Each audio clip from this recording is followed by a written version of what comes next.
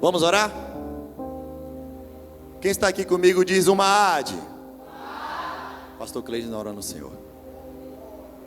Senhor Deus, queremos te louvar por tudo quanto foi feito e o que irá ser feito aqui.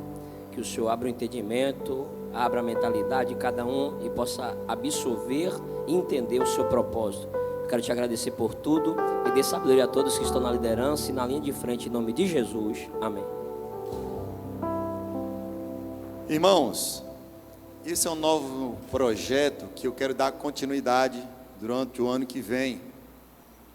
Nós estamos vendo que o podcast, que é um setor de informações para que possa esclarecer mais sobre temas da atualidade, na qual nós estamos envolvidos como sociedade, né? E eu trouxe para o MAAD para que possa isso despertar em nossa mente informações que venha nos trazer adjetivos para aplicação. E se a gente aplicar de forma correta, com certeza Deus vai estar nos abençoando. Está conosco Pastor Fernandes. Esse é o pastor que vai estar entrevistando, isso ele vai ser o entrevistador para esta manhã do podcast MAAD. E está conosco também irmã, pastora, missionária, psicóloga, esposa de professor de jiu-jitsu, advogado, professor de faculdade, pastor, homem inteirado, nossa irmã Michele. Está conosco o pastor Marcos Camilo, ele que é sério, ele que é advogado, ele que é pastor, ele que é professor e muitas outras, teólogo também? Ah, tá bom. Se quiser, fique à vontade, tá bom? Esse casal vai ser os entrevistados para esta manhã. O que vai ser levado em conta aqui vai ser as informações, certo? Não é porque são marido e mulher que eles não possam, né, divergir de alguns assuntos, né, jamais, né? Não pode haver guerra, é o cristianismo. Outra coisa, nas perguntas que foram feitas pelo mediador, pastor Fernandes, vai haver também réplica, é isso mesmo? Tréplica e direito de resposta. Com bom senso, né? Isso, no direito de resposta, vai ser analisado pelo diretor do programa. Quem? Por favor, eu preciso, vocês como adolescentes e jovens, o MAAD que são, serem respeitosos. Nada de muvuca. Nós vamos aprender aqui com aquilo que são as informações com temas atuais. Amém? Nosso irmão Namã, fica de pé. Ele é o camarada do celular que filma, mas também irá levar o microfone quando a juventude levantar as mãos de forma organizada, com perguntas dentro do tema que está sendo aqui pautado, e você irá perguntar, e na situação da resposta, vocês também podem questionar, isso dentro de minutos, certo? Eu não posso prolongar e nem posso também fazer perguntas fora do tema. Está todo mundo entendido? Amém. 4 temas principais. Primeiro, legalização do aborto. Segundo, legalização das drogas. Terceiro, censura. Alguém sabe o que é censura aqui? Levanta a mão. Está vendo? Qual seria a outra palavra? Proibição da sua fala, do seu direito de fala, ou liberdade de expressão. Quarto, ouvir conselhos de pais e mães. Amém? Tem criança no recinto? Levanta a mão. Eu vou pedir para que as crianças possam se retirar por um momento, até a cantina, por favor. Crianças, por favor. Daqui a pouquinho eu torno a chamá-los por alguns minutos. O vídeo está pronto? Ok? Crianças, por favor, eu preciso que vocês se retirem por um momento. O CAD. Isso, lá na cantina. Se quiser fiado lá, depois seu pai paga. Tem mais criança? Não me responsabilize a partir de agora, tá bom? Preste atenção, pois o vídeo vai dizer aquilo que são as temáticas para esta manhã. E se a gente conseguir fazer de forma correta, vamos terminar no tempo hábil. E daqui a pouco eu libero vocês. Amém? Vídeo. Uma AD Podcast.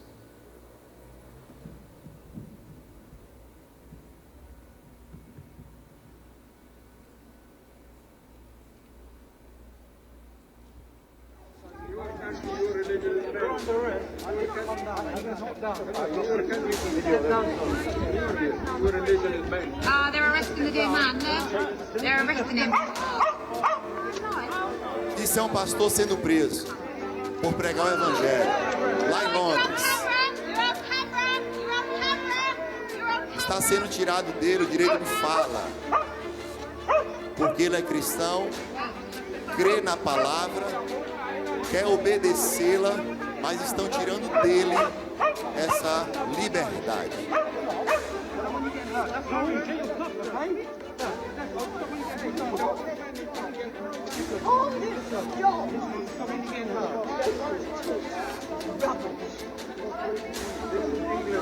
For a man preaching about Christianity, look how he's ripping it. Look how he's ripping it. Esse vídeo mostra como é feito um aborto.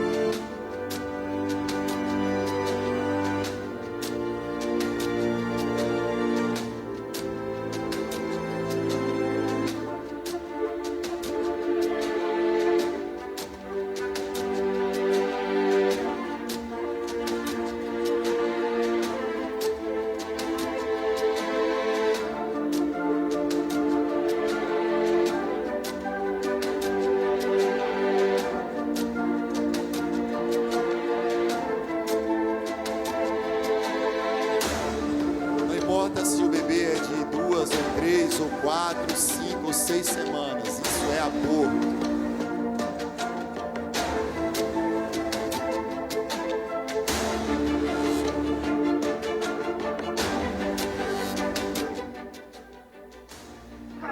Gente, não usa doce pra Isso é uma jovem droga, não foi lá, morrendo foi por doce. overdose, Minha melhor amiga, aplicação minha de filha, drogas consideração. ao excesso.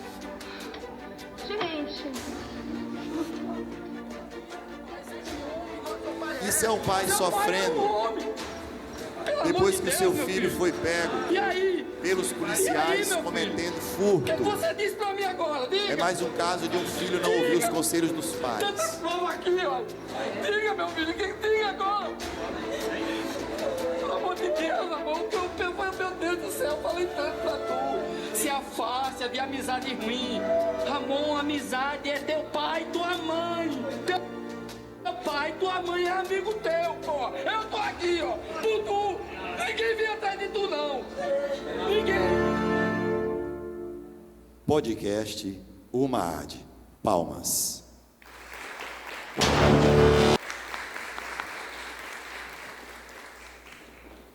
Como eu disse, nesse momento vão ser feitas perguntas pelo mediador aos entrevistados. Vai ter o momento da réplica e tréplica. Só levantar as mãos, que nosso irmão Naamã vai estar levando o microfone com muita organização, com muito respeito e muito cuidado. Amém? Mediador. Pai do Senhor a todos, não deixando de lembrar que nós estamos ainda cultuando ao nosso Deus.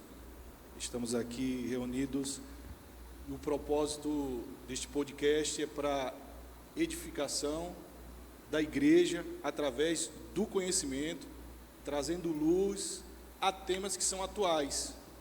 Hoje vivemos em um mundo de muita rede social e muita mídia social, em que a informação ela é muito vasta e às vezes ela não é objetiva, ela não é correta, e o propósito aqui é justamente trazer luz a esses temas. Amém? Iniciaremos fazendo a seguinte pergunta aos nossos entrevistados, né? Pastor, irmã Michele, pastora, qual é, ou qual deve, na verdade, ser a visão do cristão em relação ao aborto? Essa é a pergunta. Pai do Senhor a todos, bom dia.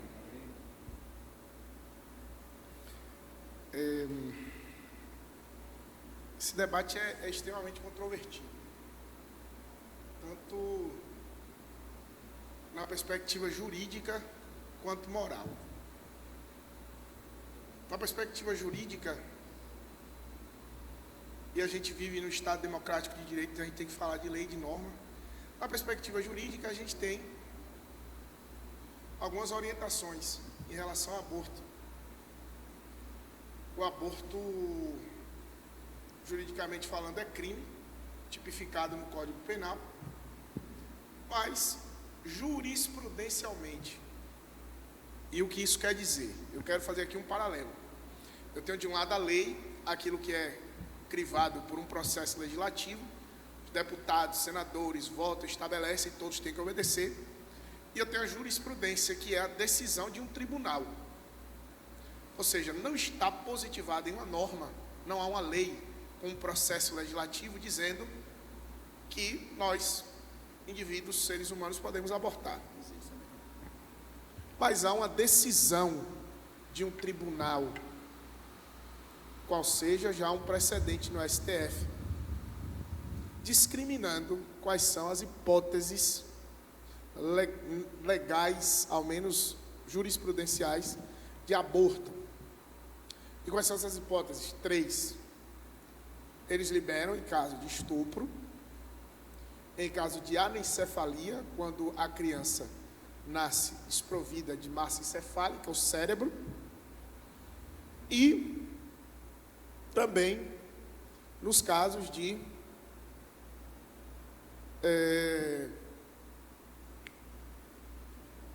eu falei quantos? Falei 2. Eu falei quantos? Falei estupro, falei anencefalia e eu falei outro.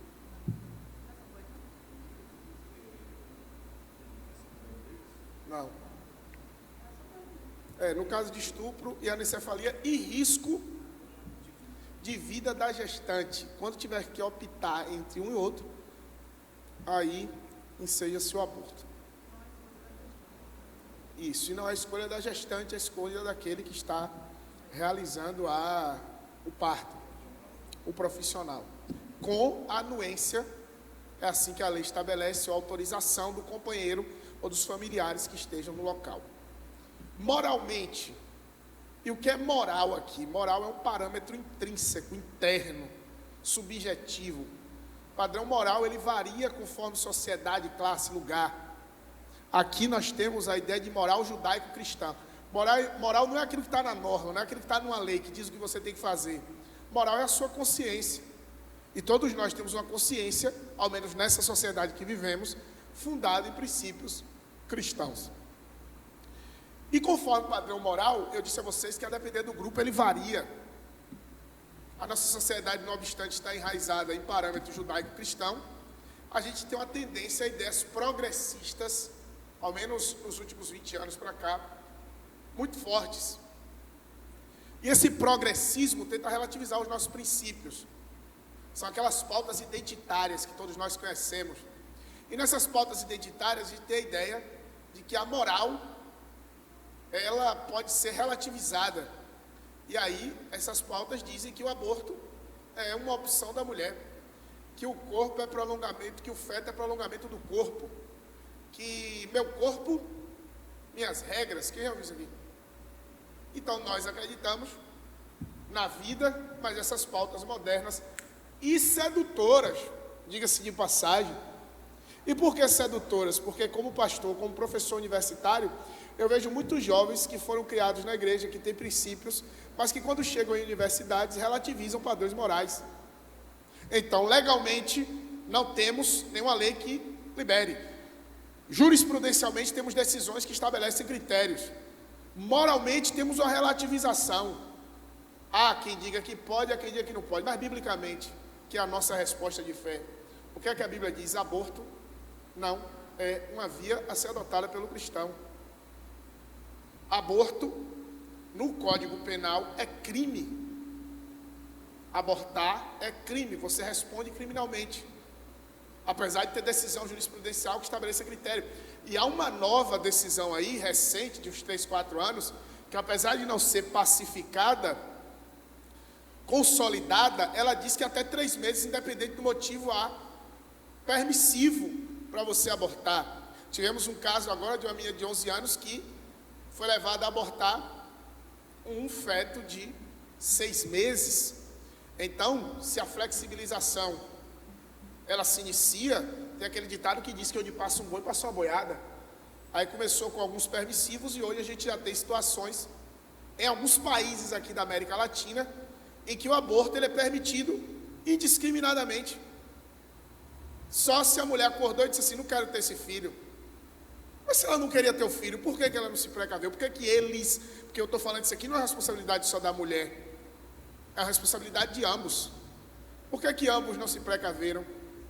Então, já que eu tive uma gravidez indesejada, o melhor para sanar um erro é um assassinato, o que é que a Bíblia diz? Jeremias capítulo 1, desde o ventre eu te conheci, e as nações te dei como? Então a Bíblia diz que Deus nos sonda desde o ventre. Salmo 139, Senhor, tu me sondas e me conheces, sabe quando assento e me levanto, esquadrinho o meu andar, ainda a palavra não me sai a boca, Deus nos sonda antes.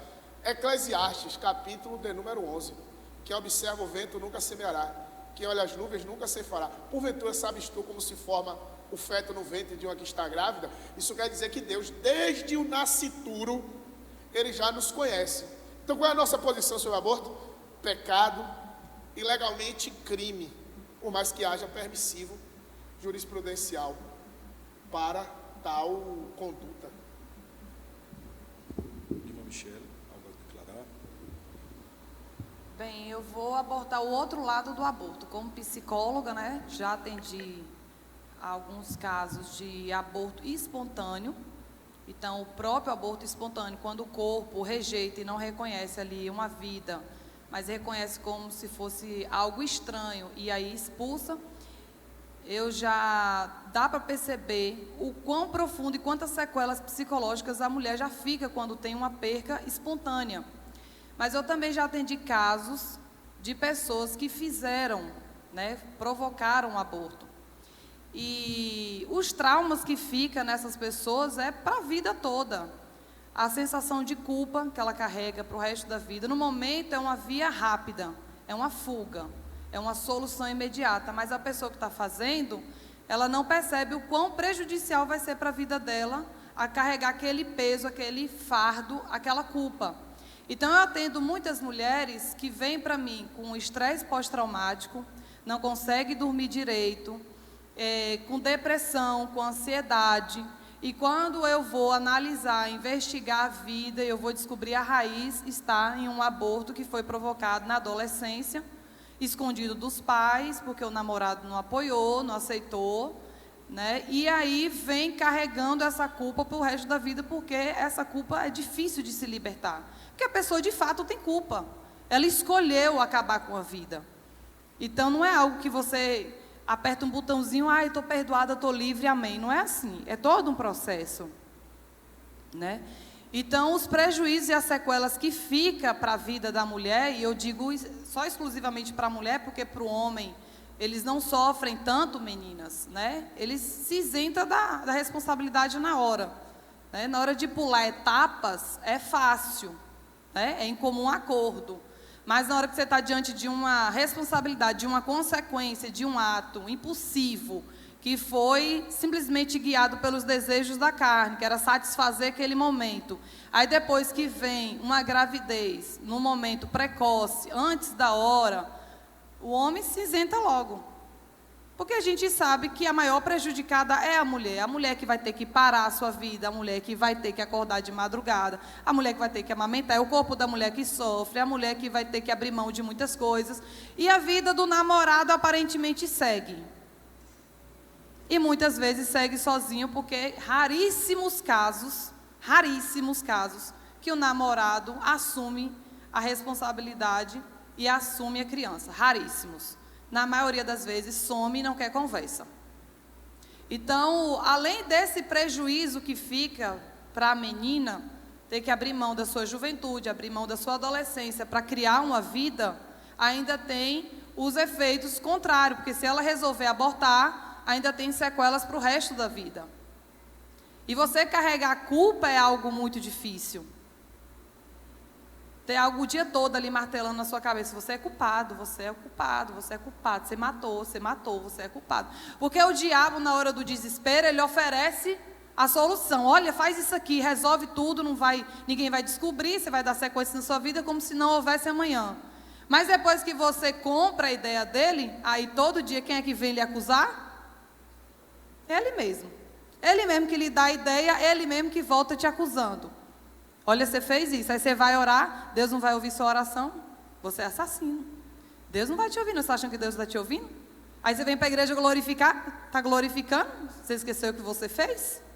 E ele vai minando você aos poucos, espiritualmente, vai minando ao ponto que você vai achando que realmente Deus lhe vê como o culpado, que nunca mais tem perdão, que não tem céu para você, que o inferno já está garantido. E aí você entra para o outro lado, que é a depressão. Não tem saída, não tem esperança, eu não valo nada, minha vida não presta mais, está tudo acabado. Se alguém descobrir, agora que não vai valer mais nada mesmo. E aí quando você vê, você já está na depressão e já está tentando o suicídio, muitas vezes até consegue efetivar o suicídio por conta de uma decisão, por causa de uma escolha errada.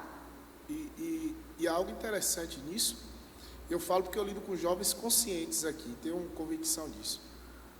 Essa pauta progressista, ela tenta dizer que essas acusações, esses pensamentos após o ato, eu fiz e agora, a pessoa se culpar, se condenar, é fruto da sociedade judaico-cristã na qual ele está inserido, ou seja, quer que o jovem haja de forma inconsequente, e após acontecer o resultado, o jovem coloque a culpa nos parâmetros e nos costumes morais que nós aprendemos a vida toda.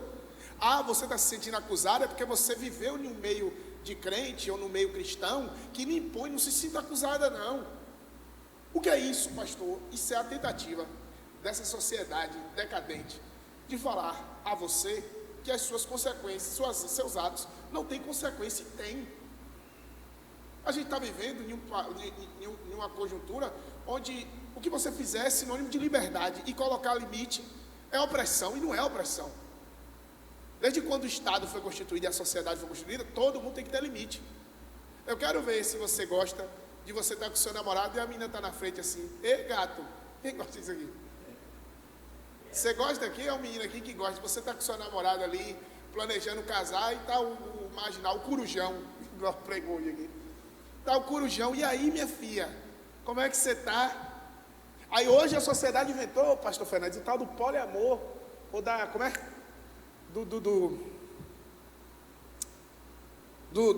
Dos relacionamentos com várias pessoas envolvidas. Tem outro nome, safadeza. É safadeza. Eu não entendo, porque tudo tem que ter limite, poliamor, tudo tem que ter limite. Aí a gente hoje prega a ideia de falta de limite, sem entender que a sociedade foi pautada em limites. Aí dizem para você que você pode fazer, e que se você se sentir culpado, deixa para lá, porque você é livre. Não. Se você semeou, e a gente crê nisso na Bíblia, se você semeou, há uma colheita. Então tem coisas que você pode evitar na semeadura. Então essa ideia de que faça e não se sinta condenado, porque quem lhe condena são os seus pais, que são ultrapassados, é a igreja que é ultrapassada. Não. Antes de nós existirmos, os parâmetros da igreja já regiam a sociedade e a convivência. Só finalizando aqui a minha participação com... Finalizou não? Finalizou não? Finalizou não. Falando a respeito do aborto ainda, só para finalizar. Além disso, ainda tem situações, né, que as meninas tentam aí abortar sozinhas, no desespero, trazem prejuízo ao próprio corpo, porque algumas chegam a um nível que, né, destrói tudo por dentro e não consegue mais engravidar. Outras, né, na tentativa desesperada, ideias de avó, de amiga, de internet, né, acabam morrendo junto, porque tem hemorragia, e aí a hemorragia é muito intensa e não tem ninguém, não tem um socorro, não tem ninguém para parar, e naquele momento acaba ceifando a vida também. Então, aborto não é uma escolha, pular etapa no namoro não é uma escolha, tudo que Deus coloca não é porque Deus é um senhorzinho chato, insuportável, que tudo não pode, e o diabo é o tiozão legal, não é isso. É como foi dito, a gente tem que ter regras e tem que ter limites. E as regras e os limites de Deus são cercas de proteção. Então, se a gente estiver dentro da cerca de proteção, a gente vai estar amparado, cuidado e protegido. Se a gente passa a cerca de proteção, a gente tem consequências severas para a gente e para os outros e para o nosso futuro. Então, tudo que Deus faz, o não que Deus faz é um cuidado, é um zelo. Porque quem está vendo lá adiante o amanhã é Deus. Não somos nós, né? A gente não sabe nem o que vai acontecer daqui 10 minutos. Então, quando Deus diz, não, não pode isso, agora não é o momento, respeite as etapas, respeite as fases, nós temos que respeitar. E aí o alerta maior vai para as meninas. Por que para as meninas? Porque as meninas, na hora do fogo ali, que conseguem dar limite. Porque na hora que o namoro está avançado, que o fogo está pegando, que está todo mundo animadinho, o homem não consegue mais frear. Quem tem que, chega, bora esfriar a cabeça, bora cada um para sua casa, é a mulher. Tem uns meninos dando risada ali atrás. Eles não sabem o que é isso, não. Não é crente puro, santo. Na hora que está no corrimão lá... Não, isso não acontece. Não acontece não, né? Não.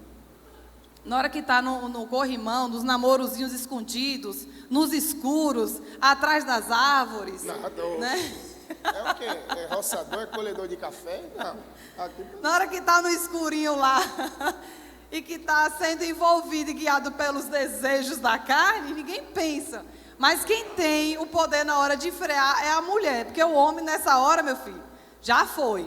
Então quem tem que dar o passo atrás para, olha, peraí, bora, vamos buscar pureza, santidade no relacionamento e não pular etapas.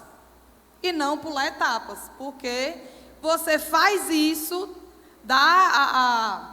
né, a Bíblia diz que o pecado primeiro ele é gerado, mas você escolhe, né? E aí depois que você escolhe, aí vem o quem? Aquele mesmo lá que ficou te atiçando, abraça mais, pega mais, faz assim, faz assado, agora bota a mão assim, bota a mão assado. É trazer para a luz, irmã.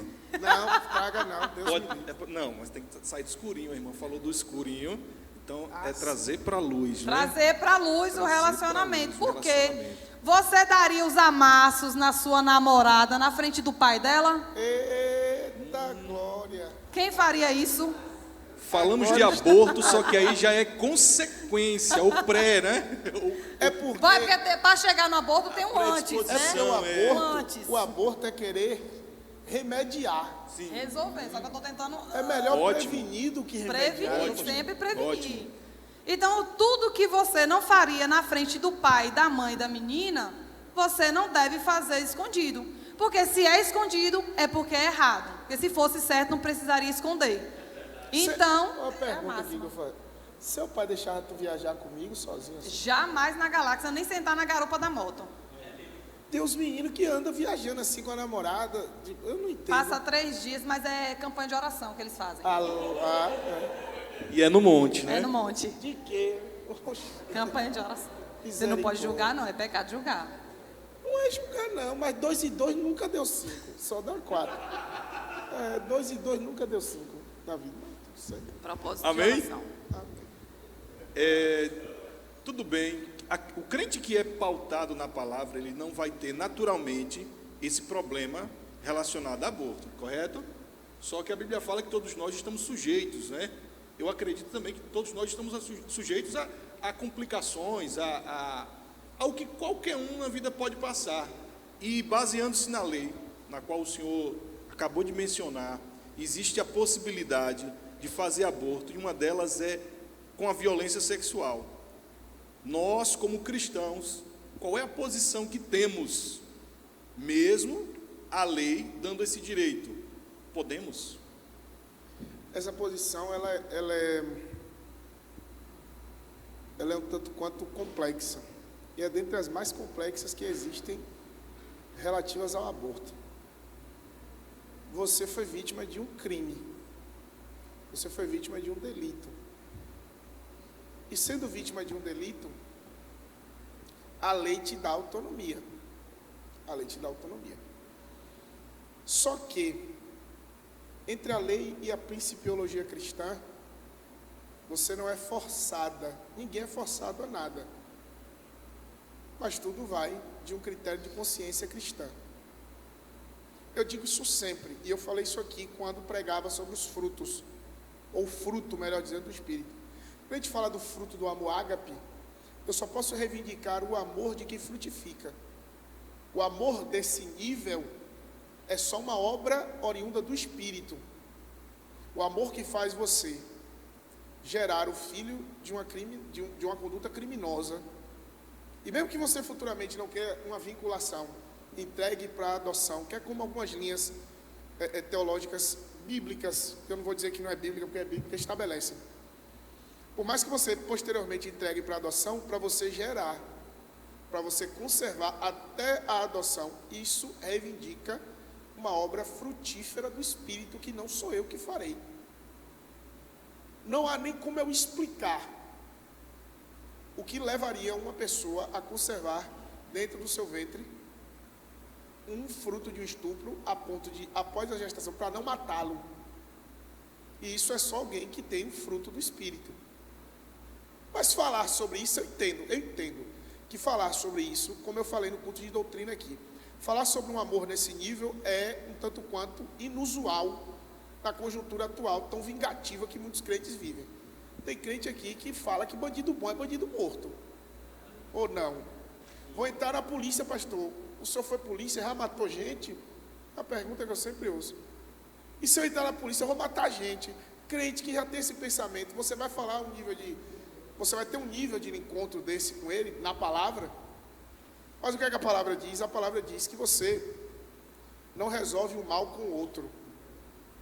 Você não paga o estupro com a morte de uma criança inocente.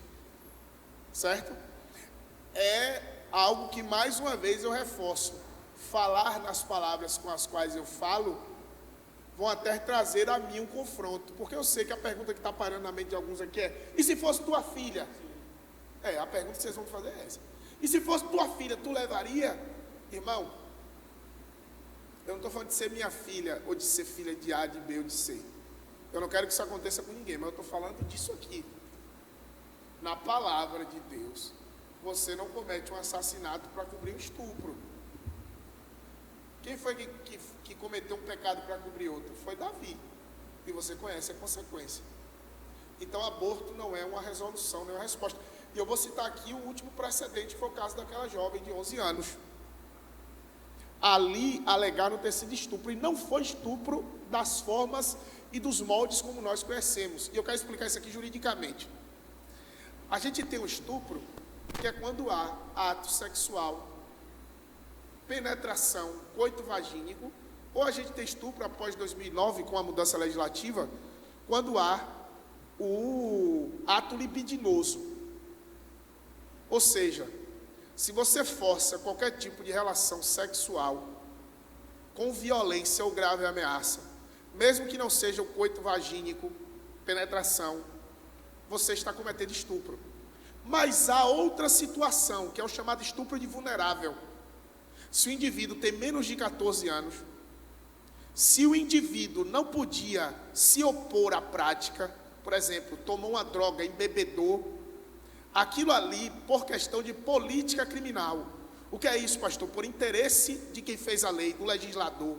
Aquilo ali se tornou crime. Ponto. Então, se uma menina de 13 anos mantém relação sexual com alguém maior de 13 anos, ela foi estuprada, maior de 14, melhor dizendo, que é a idade. Ah, mas ela consentiu. Para a lei, isso é indiferente. Se ela consentiu ou não, é estupro. Por quê? Porque não se entende legalmente que uma pessoa com menos de 14 anos seja capaz de consentir. Aí você, na sua mente, agora está pensando, eu conheço tanta gente de 14 anos que é o Satanás. Conhece ou não conhece? Dá nó em pingo d'água, macho. Mas para a lei isso não importa. Há um ou outro precedente bem raro aí, onde uma menina já se prostituía, aí o juiz entendeu e tal. Há outro precedente, que a menina engravidou, foi morar com o cara, e aí já viviam no núcleo familiar, a justiça afastou a pena. Mas a regra é, menos de 13 anos, ou menos de 14, estupro. No caso dessa menina, ela tinha um namoradinho. O menino tinha a faixa etária dela. Se a gente for olhar no plano dos fatos, houve violência? Sim ou não? A menina tinha um namorado. Ela, junto com o menino, praticou. Houve violência? Sim ou não? Mas para a lei houve. Só pelo fato dela ter menos de 13 anos. Aí ela apareceu grávida. Deixou a gravidez chegar até o 6º mês. Pelo que eu li dos relatos. Chegou no 6º mês. Foi estupro. Pela lei. Pela política criminal. Mas no mundo dos fatos, houve estupro? Houve? Mas para a lei teve. Aí foram com essa situação e mandaram abortar. Então o que é que a gente vê? O aborto por si, e por mais que hajam discursos progressistas ao redor, é uma cultura da morte. E eu digo isso direto, por isso que a gente tem que estar atento aos parâmetros bíblicos. Toda vez que houve cultura de morte, principalmente em relação às crianças, era sinal de que Deus queria levantar um libertador. Foi assim no Êxodo, foi assim com Jesus Cristo. Isso representa algo muito sério. Jesus está voltando. Quando ele veio a primeira vez, a mesma coisa aconteceu, cultura de morte, morte de crianças. Agora a mesma coisa. Isso representa o quê? A igreja precisa estar atenta. Jesus está voltando. E nós precisamos entender, aborto não é parâmetro cristão. Independente da justificativa ou da desculpa, Jesus, pelo seu Espírito, nos manda frutificar. E frutificar não é cobrir uma situação de transgressão com outra. Então, biblicamente, é não. Não. A pergunta vai estar aberta para a mocidade. Aquele que quiser fazer sua pergunta, levante a sua mão e o microfone vai chegar até você. Relacionada ao aborto, alguém tem perguntas? Ou uma pergunta? Perguntas não. Pergunta. Relacionada ao aborto.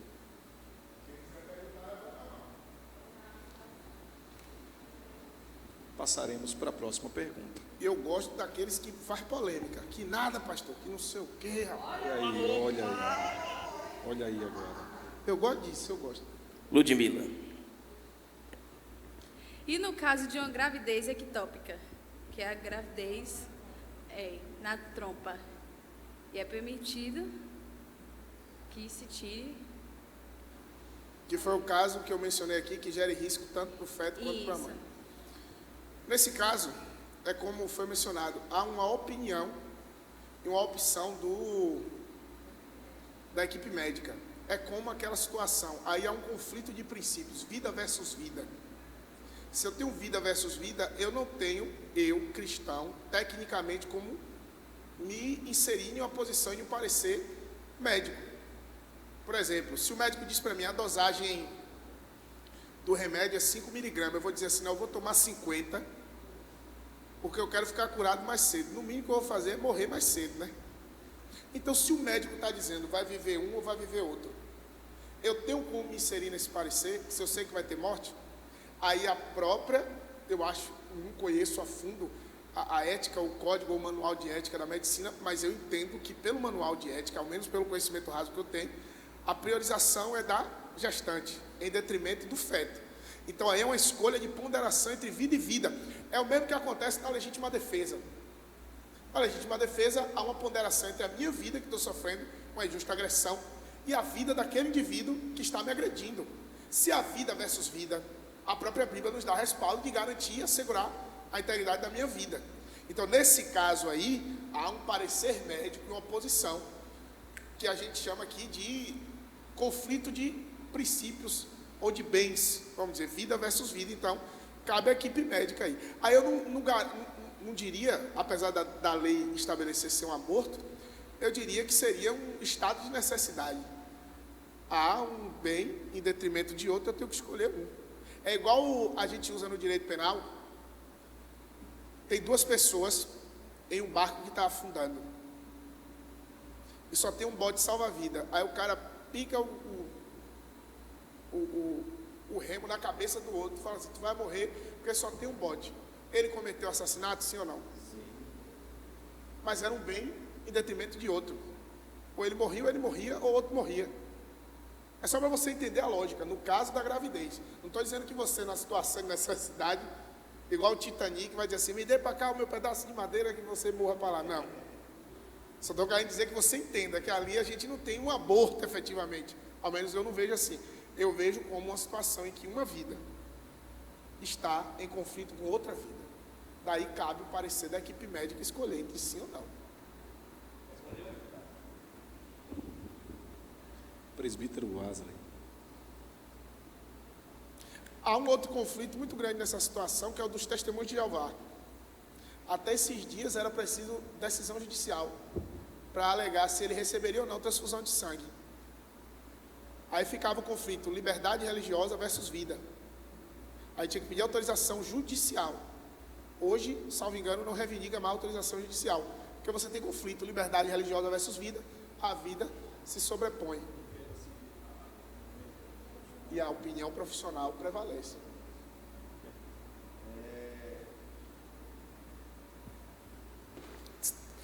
Não querendo ser radical, mas acabamos de ouvir uma ministração pelo pastor Cleisden e ouvimos um testemunho que vai de encontro a isso. E eu quero continuar crendo no Deus que continue dando vida, mesmo num momento como esse, entre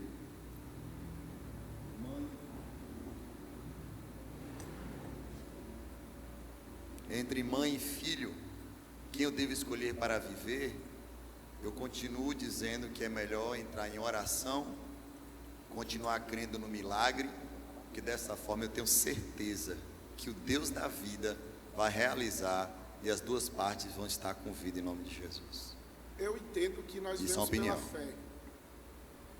Mas vamos pôr em caso prático e concreto aqui. A opinião dos médicos foi a da retirada, certo? O diagnóstico foi fechado no sentido de que vai morrer um ou outro. Os médicos decidiram por si e entenderam que aquilo seria viável no momento de emergência para salvaguardar a vida da mãe. Vamos agora analisar as consequências que já foram ditas por Michele aqui, psicológicas. Essa mulher, ela pode ser vislumbrada como alguém que praticou um aborto? E outra questão, nós vivemos, e Jesus disse: dá a César o que é de César e a Deus o que é de Deus. Nós vivemos debaixo da égide de normas. Suponhamos que aqui no Brasil seja estabelecida a pena de morte. Ponto. Se alguém subordinou-se ou submeteu-se a uma decisão em que há a obrigatoriedade da pena de morte, e essa decisão foi arguida pelo Estado, suponhamos que esse alguém se converta.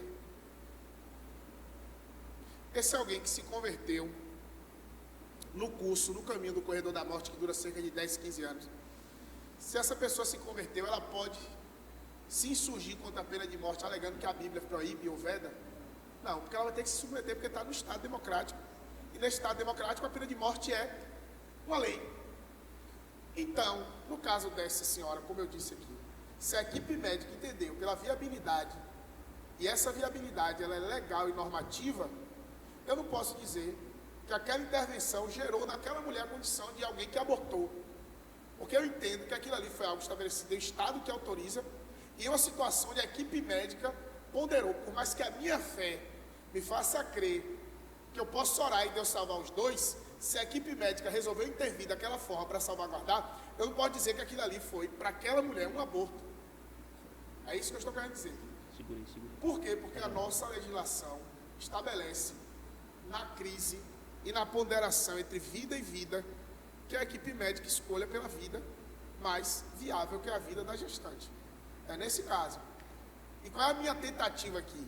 É que esse rótulo, principalmente o psicológico, que recai sobre a gestante, ele venha a ser afastado nesses casos, que eu acho que ela não seria alguém que abortou nesse ponto de vista.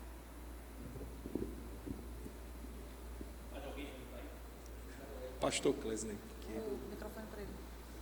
João também. Alguém está com fome? Não, tá nada, já comeu pastel. Pai do Senhor, Amém. no calor do momento a gente acaba falando e não conta alguns detalhes. Na verdade, já estava 8 meses gestante e estava comprovado que o feto estava morto. Não foi um aborto, na verdade, né? Então, quando pediram, porque estava em transferência de uma cidade para uma cidade maior que tinha recurso, a solicitação da oração foi justamente por isso, que ela acreditava que Deus poderia ressuscitar a criança. Então, foi algo que ia ser retirado, porque poderia dar uma infecção generalizada e a mãe também morrer, e não por conta do aborto, entendeu? Pronto. Só finalizando aqui também essa questão, vamos supor que o casal está lá com a gravidez, né, ectópica, e decide seguir, né, que não é indicado pela medicina de forma nenhuma, porque está nas trompas, as trompas têm um limite só de se esticar, e o bebê não, ele tem que esticar até 9 meses. Então, passou daquela quantidade, ela se rompe, e aí tem hemorragia que pode levar os dois ali a óbito. Vamos supor que dão um segmento, né, não, somos da igreja, não vamos intervir, não vamos, né, abortar de forma nenhuma. Se a gestante chega no hospital com um processo hemorrágico, dali em diante, a opinião do pai, da mãe, já não interfere mais não. Agora é a equipe médica. Porque se a equipe médica não intervir, eles também sofrem sanções do conselho de ética deles. Porque não tem mais o que pedir opinião. É igual uma pessoa precisa ser entubada. Vai perguntar à família se pode, se quer? Não é.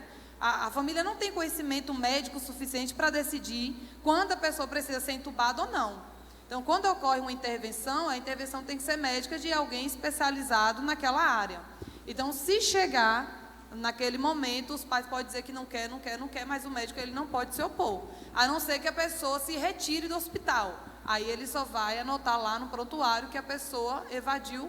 Fora isso, que ele se isenta, né, da responsabilidade. Mas se permanecer, ele tem que fazer intervenção. Aí não é a escolha de ninguém. Amém. Tem mais perguntas? Sobre aborto? Vamos abrir mais não. Hoje em dia, essa questão do aborto, ela é muito discutida, né?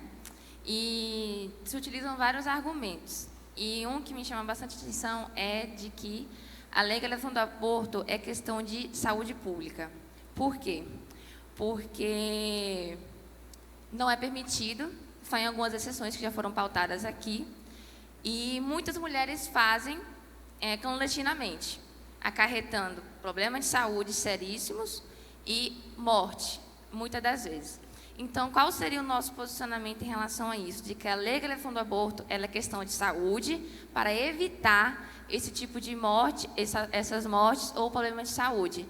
Até porque, legalizando ou não, muitas mulheres vão continuar fazendo, clandestinamente ou sendo permitido. Esse argumento da questão de saúde pública é o mesmo usado para as drogas. A gente vai chegar no tópico das drogas, mas o argumento de que você, liberando o aborto, você intervém no número de mulheres que morrem ao tentar um aborto clandestino, ele é uma falácia que não se comprova com dados estatísticos, até porque a gente não legalizou o aborto ainda. Quando eu falo que é uma falácia, é porque se a gente fosse basear em dados estatísticos, a gente tem que ter uma pesquisa pós-legalização. E não temos essa pesquisa, até porque a legalização não foi estabelecida aqui. E eu uso sempre o exemplo do cigarro. Há quem diga que a legalização do cigarro impede a venda de cigarro clandestino. Isso é verdade? É verdade? A questão é de saúde pública. Mas aí, mais uma vez, a gente mostra a falibilidade do Estado e a ineficácia das políticas públicas. Porque se eu tenho que mexer no resultado e não na gênese, isso demonstra que eu estou tendo uma falha. É semelhante a essas políticas assistenciais. Eu sou contra a Bolsa Família, sou contra a assistência, não. Mas eu acho que isso é um paliativo temporal, para que você venha mexer no resultado. O problema é que as pessoas usam isso como moeda de troca e eleitoreira. Aí ele compra o seu voto com 180, com 600, ou com o que quer que seja, e não lhe dá o direito de você pescar. Não, ele quer lhe dar o peixe toda hora. O problema do aborto é basicamente esse, quando você diz que é saúde pública, então que eu tenho que legalizar. Eu não mexo na educação, na conscientização, eu não trato a juventude como ela tem que ser tratada. Olha como é que a sociedade progressista ela trabalha com a ideia de permissividade. Se descubra, se sexualize, se erotize. Aí eu lhe erotizo, lhe sexualizo, permito promiscuidade, para lá no final dizer assim, já que a gente não pode controlar a gravidez indesejada, vamos matar o feto. Tu entendeu que não é uma questão de saúde pública? É uma questão de eu ser inconsequente e tentar resolver as consequências dos meus atos de forma irresponsável. Então, eu não vejo por essa perspectiva. Então, E outra coisa, só esclarecendo aí, quem me dá garantia que uma menina de 13 anos que engravidou escondido dos pais, agora vai procurar os pais para dizer que está grávida e que quer abortar? Não vai resolver nada. Se legalizar o aborto, vão continuar fazendo escondido. Por quê? Porque a intenção é que ninguém descubra. Pois é, a consciência acusa. Então não vai procurar agora que está legalizado. Porque fizeram escondido, não quer que ninguém descubra e vai tentar resolver escondido também. Então não vai resolver. Amém? Eu estou quase chamando o Bonner para mediar e dizer que vocês aceitaram as regras e que precisam ser respeitadas. Candidatos, se acalmem, por favor. Legalização de drogas, a pergunta é justamente essa. Alguns ainda chegam a pensar e dizem assim, legalizando pode ser a solução do problema, porque aí as pessoas já não dão tanta ênfase ou não vão dar tanta atenção a isso. A pergunta é, qual o pensamento cristão, bíblico, concernente a esse assunto? Legalização de drogas. Legalização de droga. Eu dei uma palestra em Salvador, uma época, sobre o uso medicinal da cannabis. Cannabis é o nome científico para a planta de onde se extrai a maconha. E o que é que ocorre? O que é que eu penso sobre o assunto? O assunto é muito controverso, porque quando os representantes da esquerda falam, eles falam indiscriminadamente. Mas eles tentam pôr algo proveitoso em um todo corrompido. E que algo proveitoso é esse? Vamos lá. A maconha, ela tem 2 princípios ativos principais, que é o tetracanabidiol e o canabidiol. Ponto. Tetracanabidiol e canabidiol. O tetracanabidiol é o responsável pelo barato, pela loucura. Quem já fumou maconha aqui? Levante a mão, não. Já fumou maconha, pastor? Deixe quieto, pastor. Não, quem já fumou maconha aqui sabe. O cara fica meio doidão, vendo o doente, dando risada para as paredes. Meu Deus. O que é isso, pastor? É o tetracanabidiol.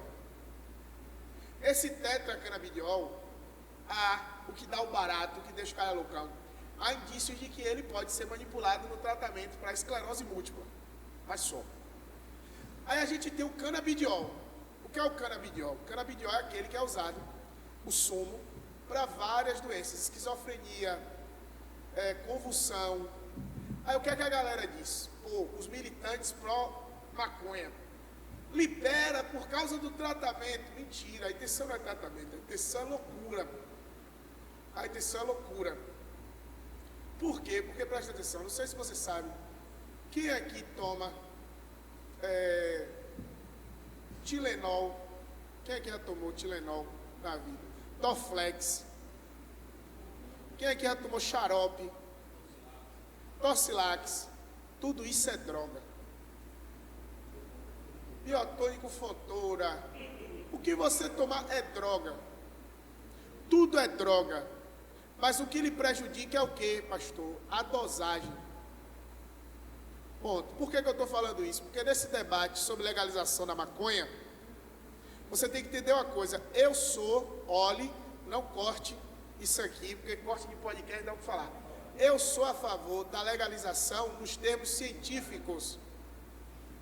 Olhe para mim, nos termos científicos, o canabidiol pode ser usado como medicamento, mas nos termos científicos vai ter que passar por indústria farmacêutica, vai ter que passar por pesquisas de dosagem, vai ter que virar um remédio e vai ter uma população específica.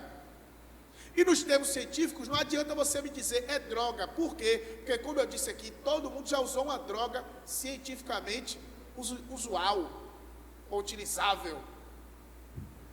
A cocaína, não sei se vocês sabem, até esses dias era o princípio ativo da Coca-Cola. Vocês sabiam que a Coca-Cola, quando foi criada, o princípio ativo no lugar da cafeína era a cocaína? É por isso que não é coca. Aí mudou para o café, depois que em alguns países a coca foi proibida. Mas parece que na Bolívia, eu tenho um colega que faz medicina na Bolívia, a cocaína ainda é um princípio ativo da coca. Na Bolívia você pode tomar o chá da folha da coca, porque lá não é proibido, mas por uso medicinal. Olha o que eu estou dizendo, para depois dizer, o pastor disse que é a favor da legalização da maconha, do jeito que os progressistas querem, não. Porque eles querem assim, igual em Nova York. Eu fui em Nova York, tem um ônibus lá, no meio da praça, onde você entra e degusta maconha. Lá o médico lhe dá uma carteirinha de usuário terapêutico. Aí você vai e compra sua maconha, tem aquele cigarrinho de eletrônico, você compra o refil, coloca, é isso que a esquerda quer. Aí o cara vai e usa do jeito que quer. Não, não é disso que eu estou falando. Agora, tendo uma manipulação para tratar doenças específicas é outra coisa. Por quê? Porque tudo é droga, tudo é veneno, só depende da dosagem. Agora, o que os progressistas querem é fumar maconha aleatoriamente, ficar olhando para o tempo e dizendo assim, que beleza, barato é logo. Aí não, aí é coisa de ser o que fazer, que não gosta de trabalhar. A importância só de estar falando sobre isso é justamente da nossa responsabilidade como cristão, que nós temos um poder e precisamos exercê-lo. E aí tem também sendo a nossa responsabilidade, então seremos cobrados também por isso. Fica à vontade, Michel. Falando pro lado da psicologia, né, o uso da droga, lógico, não é recomendado, né? Se for para a farmácia, vai ser a dosagem adequada para tratar algo, né? Mas não é indicado. Por quê? Porque primeiro que detona os neurônios. Então, a primeira coisa que vai ser prejudicada é a sua capacidade de raciocinar, de pensar, sua lógica. Então, a primeira coisa que vai ser detonada vai ser seus neurônios. E a pergunta que eu faço é o seguinte: a pessoa que quer usar droga, ela está querendo o quê? O que ela está querendo conseguir com isso? É uma sensação? É algo novo? É fugir de algum problema? É fugir de alguma situação? É porque eu queria viver algumas emoções, alguma adrenalina, é fazer parte de algum grupo. Qual é a intenção ao usar droga? Porque o cristão, ele não precisa disso. Quem tem uma vida, quem tem o Espírito Santo, já vive emoção até demais. Se não está vivendo emoção, se está com a vida morna, não está acontecendo nada, é porque não está mergulhando. Porque se mergulhar, menino, vai descobrir a coisa. Vai ter emoção para contar para os netos, para os tataranetos. Então, se não está vivendo uma vida emocionante, é porque não está mergulhando, está só no raso. Está com a vida morna. Porque o cristão não precisa de nenhum artifício para poder ficar loucão. Não precisa. Eu falo direto. O verdadeiro cristão não precisa. O cara já crê no homem que andou nas águas, velho. Olha que loucura. Não é, velho. Você vê anjo. Conversa com anjo, velho. Tu fica atrás de ver duende. É doido. Não vale nesse barato, não. Perguntas relacionadas a isso? A esse tema? Eu quero tumulto. Legalização. É porque o tempo também já não nos permite tanto. Pastor. Não, pode perguntar. Eu já fumei. Eu gosto. Pergunta, pastor. Posso fazer? Por favor. Pastor, só a nível de informação, que assim, até mesmo para que um jovem saia daqui com um conhecimento mais elevado a respeito disso. Se nós formos afrontados por alguém aí que nós falarmos que a legalização da droga é errado, qual texto nós poderíamos utilizar como base para isso? 1 Coríntios 6, 18, 19. Não sabeis que vosso corpo é templo do Espírito Santo de Deus e que não sois de vós mesmos? Mais algum outro? Basicamente, esse texto é o textual, o texto máximo. Por quê?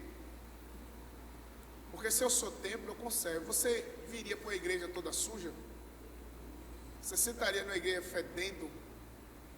Em um ambiente de culto? Você deixa a sua casa mal cheirosa? Se você não cuida do templo do Espírito Santo, se você não cuida da igreja, você não vai ter visita. Você não vai ser visitado por Deus se seu templo for um templo, nem morada, não vai ter nem visita, quanto mais morada. E a outra coisa, Quer perguntar? não vos corrompeis com esse mundo, mas transformai-vos pela renovação da vossa maneira de pensar. O que isso quer dizer? Olha só, transformai-vos, não vos conformeis, não entre na forma desse mundo. Eu tenho centenas de amigos que fumam maconha, mas isso é o que? É a forma desse mundo. A forma desse mundo assim, pode dar um trago que não tem nada a ver. A Bíblia diz, não vos conformeis, não entre nos moldes desse mundo, mas tenha uma mente transformada. Mude a sua forma de pensar pela palavra e não por droga. Michele falou bem aqui. Às vezes o indivíduo que busca a droga quer se refugiar de algum problema. Nosso refúgio é a palavra de Deus. É só para complementar aqui, que realmente toda medicação é uma droga. E se você usar em excesso, vai te fazer mal. E no caso da maconha, a legalização não vai entregar ela numa caixinha, pegar lá a planta, enrolar e entregar para alguém. Vai passar por uma etapa, vai virar um fitoterápico e disso vai se transformar numa medicação. Não é só enrolou lá, entrega, bora vender agora. O povo também acha que todo mundo vai fumar agora maconha. Acho que o maior pensamento desse povo é isso, vai legalizar, todo mundo vai fumar maconha agora, mas não é assim. Vai virar um medicamento pronto. O que os progressistas querem é isso aí. Bora bolar um beck e pronto. O que essa galera progressista quer é isso. Bolar um beck, fumar e ficar doidão. Mas a legalização, porque você tem que ser crente, olhe para mim. Você tem que ser crente, mas não tem que ser um crente quadrado, fanático. Você tem que saber debater no campo das ideias. Se a legalização da maconha for a utilização medicinal com base em uma análise farmacológica das substâncias, esse eu sou a favor. Agora, essa ideia de bolar um beck aí e ficar fumando por aí, isso é coisa de marginal. Vixe, estão gravando, marginal. É beck, Tures, Baratinite. Tem vários nomes. Baratinite, pá.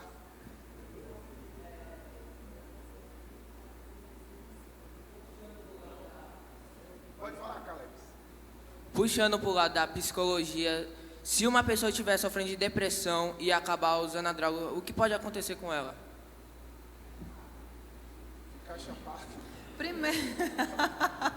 Primeiro que não pode usar, porque quem está depressivo e vai no psiquiatra, ele passa os medicamentos apropriados. Né? E quem está fazendo uso de medicamentos controlados não pode beber, não pode fumar droga, né? Não pode nada disso. Porque um vai alterar o efeito do outro. Então eu pego um que é para controlar aquela área do cérebro que está ali inativa ou que está ativa demais. E aí a pessoa usa a droga para poder... Pense que confusão. E outra coisa que eu queria falar a vocês. Não pode. Outra coisa, tem um tipo de maconha que tem sido vendida atualmente, que ela tem a capacidade dela a capacidade alucinógena potencializada, que chama de transgênica, é uma maconha geneticamente modificada. Hidropônica. E ela tem causado um índice de esquizofrenia muito mais elevado do que a maconha habitual.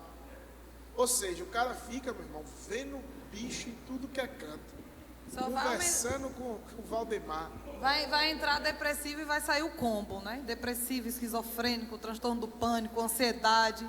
Só vai piorar, porque só vai aumentar a gravidade da doença, da patologia. Um abismo chama outro abismo. Mas tem crente que quer um motivo, né? É só um motivo. Ele quer um motivo. E ele vai buscar um versículo bíblico para dizer que pode, né? E aí é um problema. Vamos passar. São amantes de si mesmo, né? A Bíblia já fala. Exatamente. Alguém mais relacionado à legalização de drogas? Pergunta. Legalização de drogas. Só um acréscimo. Pode continuar, pastor. Pode falar, não só. Certa feita eu vi um documentário e um pastor, na verdade, ele estava no depoimento da fala dele, ele falou que se ele pudesse, é porque assim, nós, na verdade, o que nós estamos fazendo aqui hoje, nós estamos quebrando um tabu de falar sobre as drogas, nós quebramos o tabu sobre falar sobre sexualidade. E ele disse que o filho dele, quando era adolescente, o filho dele hoje já é morto, já, infelizmente, até mesmo por conta das drogas. Ele disse que o filho dele, quando ele tinha 13 anos de idade, ele achou uma pedra de crack na rua, e ele chegou em casa e perguntou para o pai o que seria aquilo. E o pai dele, fugindo do assunto, para não conversar com ele, pois ele achava que ele não tinha idade ainda para tratar daquele assunto com ele, ele simplesmente esnobou a situação. E o menino ficou com aquela pedra, e ele disse que perguntou para alguém no colégio, e aí alguém falou para ele: não, essa pedra é legal, uma pedra que traz uma certa alucinação, você vai começar a chamar o urubu de meu louro, né? E aí vão para cima. E ele utilizou, resultado, ficou viciado, o pai não conseguiu mais controlar, tentou até matar a mãe, para você ter uma ideia, começou a vender tudo dentro de casa, o pai virou um inferno na vida deles, e infelizmente ele acabou sendo morto por traficantes, porque ficou devendo. Então, parabéns aqui à direção, o pastor Wesley, e até mesmo os pastores aqui dessa congregação. Eu vou falar da minha experiência como policial. Eu vivenciei uma situação que a guarnição chegou na casa de uma senhora, e a casa dela estava perfeita, o marido dela era usuário de droga, aí na investigação chegou até a casa desse pessoal. E aí um mês depois, a guarnição voltou lá para fazer outra batida. Na primeira vez que foi, a casa estava mobiliada, eles eram recém-casados, tinham um filho recém-nascido. Um mês depois, quando chegou lá, ela estava agarrada com o filho, deitado no colchão, na sala, e pedindo pelo amor de Deus para que a guarnição prendesse o marido dela, porque ele já tinha vendido tudo na casa e só tinha aquele colchão para ela deitar com a filha dela. Eu já passei por situações de a gente tomar a droga do cara, usuário, em um lugar que a gente chamava lá de Castelo de Grace, com uma casa lá no centro comercial Itabuna, casa abandonada, onde os caras usavam. Aí jogar a droga, cair assim nas fezes, jogar a pedra assim para fora, você não vai não, vai embora. O cara cair em cima das fezes e dizendo assim: me mate, mas não me tire minha pedra. Assim, só quem já vivenciou essa situação sabe, a galera progressista, artista, essa galera aí da legalização da droga, eles falam dessa forma porque eles não têm na droga uma forma de se refugiar dos seus problemas diários. E se acontecer, eles têm clínicas de reabilitação para se tratar. Agora, e o pai do pobre? E o pobre que vai ter que roubar para sustentar o vício? Aí ele vai fazer girar uma roda de vício, de aumento de criminalidade de rua, tudo isso por causa da droga. Então o discurso ele é bonito para quem não vive na pele a violência, a consequência da violência do uso da droga. Agora, para quem vive a consequência da violência do uso da droga, a dependência química, como o próprio relato de Naamã, como esses relatos que eu vivenciei, aí você vai ver o que é a ofensividade da droga. E uma maconha, ela atrai, no dia que o indivíduo está bebendo, uma cocaína, e a cocaína atrai uma bala. E é impressionante, eu falo com essa linguagem aberta para vocês, porque eu tive, dando aula em Salvador, em uma confraternização da turma onde eu dava aula, lá em Alagoinhas, eu tive alunos ingerindo esse tipo de droga na sala de aula da confraternização. Aí eu soube porque eu vi a pupila da minha dilatada, a minha louca, escorregou do lado de fora, caiu, a coordenadora do curso de enfermagem veio conversar com a gente. Rapaz, o que é que está acontecendo? Eu falei: não, professor, eu só cheguei aqui, que é a confraternização da turma de Direito, eu vim ver o que está acontecendo aqui, fui convidado, mas não sei o que está acontecendo. Aí a aluna me disse: não, fulano ali colocou uma bala na bebida da menina. Aí eu fui falar: como é que pode isso aqui? Aí disseram: não, professor, todo mundo aqui já provou. Eu falei: é normal isso, é? Não, quem não provou, todo mundo já provou. Conversei com uma aluna aqui, ela disse: acho que quem nunca chupou uma balinha numa festa? Ficou natural. Você ficou natural, daqui a pouco tá pulando, tá vendo doidinho, parece que a cabeça está explodindo. Aí aquela sensação, tá vendo o coelho da Páscoa, Papai Noel. Aí daqui a pouco essa sensação se torna normal, aí você não vai querer mais ela, vai pular da cocaína para um crack. E aí daqui a pouco tá andando como um zumbi. E por que eu tenho que falar isso, meu irmão? Sabe por quê? Você sabe como é o nome dos filhos dos traficantes?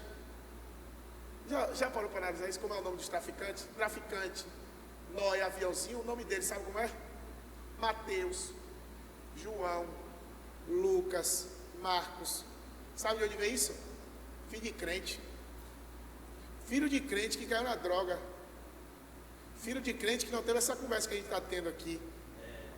Aí foi para esse mundo, se lançou nesse tipo de conduta, e hoje os pais oram e buscam em Deus uma libertação que talvez não venha, porque as consequências elas precisam também ser colhidas, e muitos vão colher certas consequências indesejadas.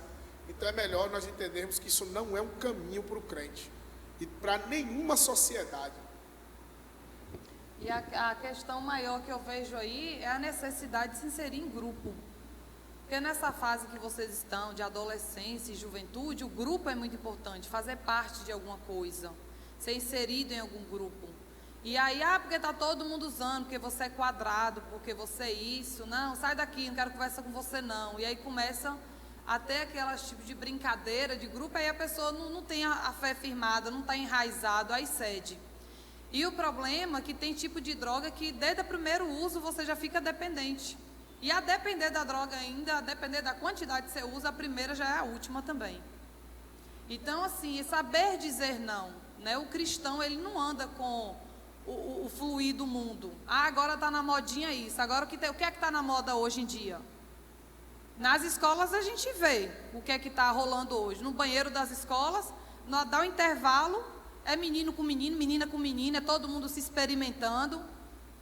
Crente pelo meio, jovens e adolescentes da igreja pelo meio, o pai e a mãe acham que está na escola estudando e está fazendo parte de modinha. O que é isso, gente? O diabo, ele é muito sutil. Aí você vai lá naquela brincadeirinha, se perder vai ter que dar um beijo gay. Aí vai lá, dá o beijo gay. Aí o diabo depois fica lá, ó, você gostou. Você gostou. Ó, que você gostou. E aí começa a mexer com a sexualidade da pessoa, com a identidade sexual. Será que você é mesmo homem? Será que você também não gosta de outra coisa? Será que você é menina mesmo? Será que você não é bi? Aí começa a mexer. Por quê? Porque o diabo ele só precisa plantar uma sementinha da dúvida. Só isso que ele precisa. Aí tem um bocado de jovem, um bocado de adolescente, que não tem firmeza, não sabe dizer não quero, não gosto, não faço parte disso. Aí vai junto com a modinha, vai junto com... E aí é droga, é essas experiências que tem, homoafetivas. E depois o diabo usa isso mesmo, essas experiências, essas adrenalinas para lhe causar dúvida, semear dentro de você e depois você viver cheio de complexo, cheio de crise de identidade, porque eu não sei se eu quero isso mesmo, porque eu não sei se é isso mesmo, e aí pronto. Era só isso que ele precisava. Amém? Por causa do tempo, nós temos ainda 2 perguntas relacionadas ao tema, então é bom que sejamos agora mais sucintos. A primeira é: por que devo eu, como cristão, me importar com a proibição da liberdade de expressão? Sucinto, viu? Sucinto. Liberdade de expressão. Nós estamos aqui por causa dela. Nós podemos nos reunir no culto por causa dela. A liberdade de expressão vem desde, ao menos positivada constitucionalmente, ou ao menos no protótipo de Constituição, desde a Carta de João Sem Terra, Luís XV, lá no século XIV, depois de lá, na Revolução Francesa, e os estados vieram crescendo em cima desse pilar, liberdade de expressão. Eu posso até não concordar, tem aquela frase célebre, eu posso até não concordar com o que você fala, mas eu vou lutar pelo seu direito de falar o que você pensa. E isso é liberdade de expressão. Na nossa Constituição está no artigo 5º, dos direitos e garantias fundamentais, que é a cláusula pétrea, ou seja, não pode ser modificado, não pode ser fruto de emenda constitucional. Eu posso não concordar com o que você fala, mas você tem que ter o direito de falar. E nessa conjuntura, preste bem atenção, eu sei da gravidade que é dar voz a certos idiotas. Eu sei. tem gente que devia ficar calado. E vou dizer um exemplo aqui para vocês. Todo mundo tem um amigo imbecil. Quem não tem aqui um amigo imbecil? Quem tem aqui? Fale sério, quem tem um amigo imbecil aqui? Todo mundo tem, Clésia, um amigo imbecil. E ó, sabe como é que a gente resolvia amigo imbecil na nossa época? Na minha época, que não tinha essa difusão de rede social, na minha adolescência e juventude, a gente resolvia amigo imbecil assim: cala a boca, abestalhado. Cala a boca, rapaz, tu é abestalhado. A gente estava aqui, todo mundo na resenha. Eu tinha um amigo que estava todo mundo aqui na resenha. Aí do nada ele dizia assim: eu queria ser um pato. Do nada. Não tinha nada a ver com a conversa. Nada.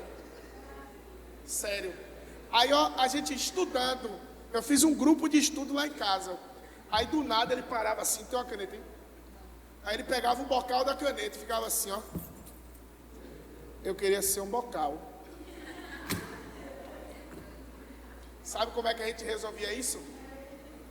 Ô, velho, cala a boca, eu vou lhe botar pra fora daqui de casa. Era assim. No outro dia, parece que ele tomava o remédio dele, voltava tranquilo, volta. Agora, hoje em dia, a internet, as redes sociais deram voz a idiotas. Há muito idiota, mas aqueles idiotas que a gente fazia calar dentro de casa, cala a boca, velho, sai daqui, abestalhada.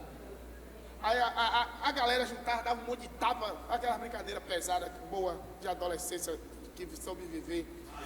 A raiz, aí picava pedra, aquela coisa, pronto, parou. Hoje em dia não, hoje em dia esse idiota tem um celular na mão. Hoje em dia esse idiota faz um comentário na rede social.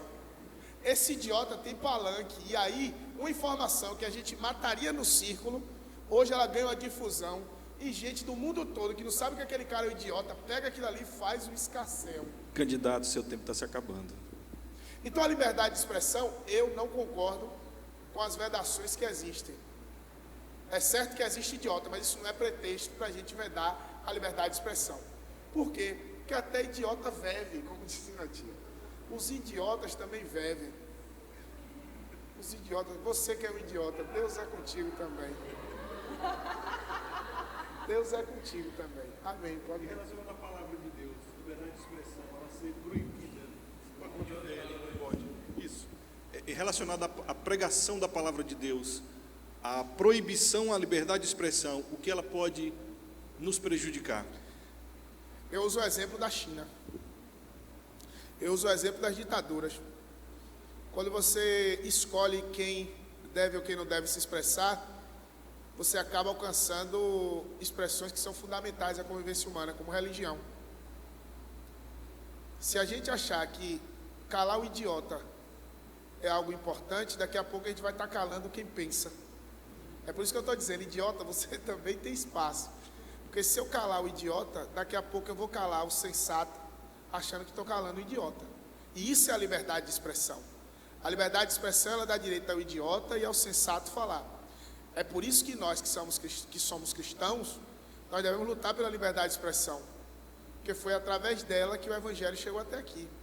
Foi através dela que Martinho Lutero se insurgiu, mesmo em uma sociedade tão fechada, onde quem dizia o que era verdade e mentira era a Igreja Católica, Martinho Lutero encontrou espaço para falar. Se a gente cercear o direito de fala, a gente não vai ter a verdade, porque a verdade ela só aparece quando a fala ela é respeitada.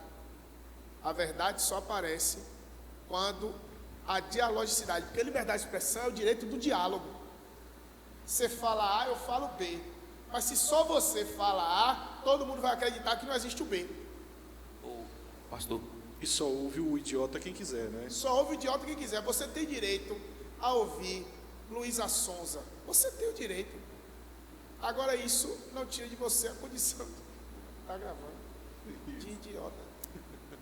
Você tem direito a ouvir esses MC aí, que fica assim, pá, não sei o quê. O problema é seu. Agora que você é idiota, Pastor, o senhor já percebeu que assim, o crente, por muitos anos, nós fomos taxados de idiotas por algumas pessoas.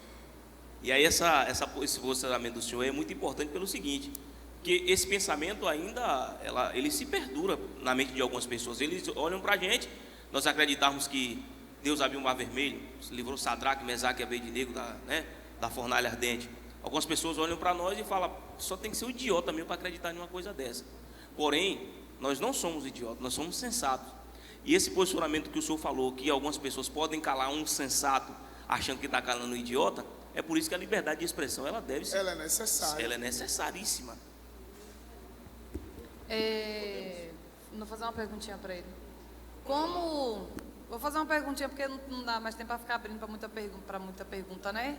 Como o jovem cristão pode defender a sua fé, a sua crença na escola, na faculdade, quando o professor, quando os colegas? Você acha que deve ter essa defesa ou ele deve se calar e evitar discussão? Como é que deve ser esse posicionamento diante da universidade, da escola? Quem faz faculdade aqui, levante a mão, por favor. Quem estuda em curso superior aqui, levante a mão, levante a mão. Quem está no colégio aqui, levante a mão, levante a mão. Deixa eu falar uma coisa para vocês. Quem já assistiu Deus Não Está Morto aqui? Aquilo ali é história pura. Aquilo ali não acontece na faculdade. Nenhum professor nunca bateu boca comigo por causa de minha fé. Nunca. Aquilo ali é raridade, acontece 1 em 1 milhão. E por que aquilo, que é importante você saber disso? Porque eu levo comigo uma frase que, se não me engano, é de São Tomás de Aquino. Ele diz assim, ó: pregue em todo o tempo. E quando lhe faltar com o que pregar, use as palavras. O que é que ele quis dizer? Você prega em 99% do seu tempo com a sua vida. Você prega quando seu colega disser assim, ó, ô velho, eu roubei o gabarito. Aí tu diz assim, vixe, eu te dou um pix, se você me der. Olha que pregação massa. Como ser um ladrão. Muito bom. Aí o menino tá, tipo assim, rapaz, vazou o nude de fulana, minha colega do semestre tal. Aí você diz assim, manda para mim que eu gosto. Olha que pregação massa. Você está vendo como você é um John Wesley, né? Um Spurgeon, pregador nato. Aí diz assim, fulana, criaram um grupo para esculhambar ela. Aí você diz assim, bota eu lá que eu gosto. Como ser um fofoqueiro e um corujão, igual foi dito aqui hoje. Sabe como é que você prega? E Daniel propôs no seu coração, não se... É assim que você prega. Você não precisa bater boca com o professor. Você não precisa dizer, mas professor, Cristo está vivo. Não há o que você falar. Você tem que mostrar que Cristo está vivo quando você frutifica na faculdade. É assim que você prega, é assim que você exerce. É melhor do que você botar 550 versículos na sua rede social e a sua vida ser pior que o Satanás. Não. Versículo ele tem. Todo dia tem um glorify.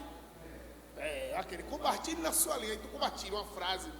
Mas em casa é o cão chupando imbu. Fazendo careta ainda.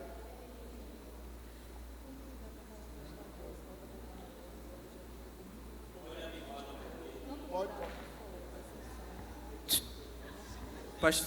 Pastor, já que nós vivemos numa época, numa era onde as mídias sociais se alastraram, onde a comunicação está muito envolvida no nosso cotidiano,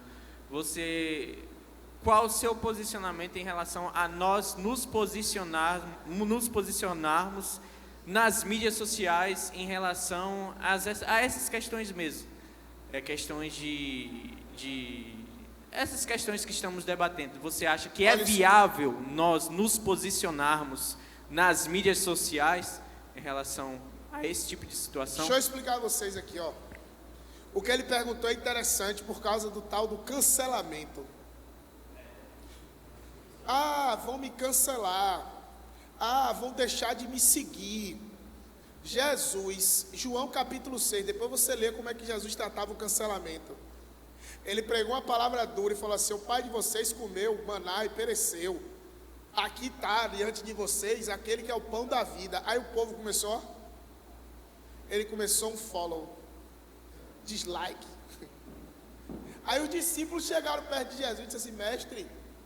Aí Jesus olhou para ele e falou assim, você viu o que aconteceu? Eu vi. E aí, pode?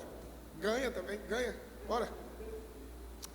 Ganha o trecho. Aí Pedro, para onde iremos nós? Sabe por quê, meu irmão? Permanece quem quer. Agora você não pode negociar seus princípios e padrões cristãos por causa de seguidor. Eu não oriento ninguém a bater boca por causa de ideologia. Ideologia é ideologia. E tem gente procurando pretexto para criar confusão por causa de ideologia. Você vai falar de Jesus, meu irmão. Jesus está acima de qualquer ideologia.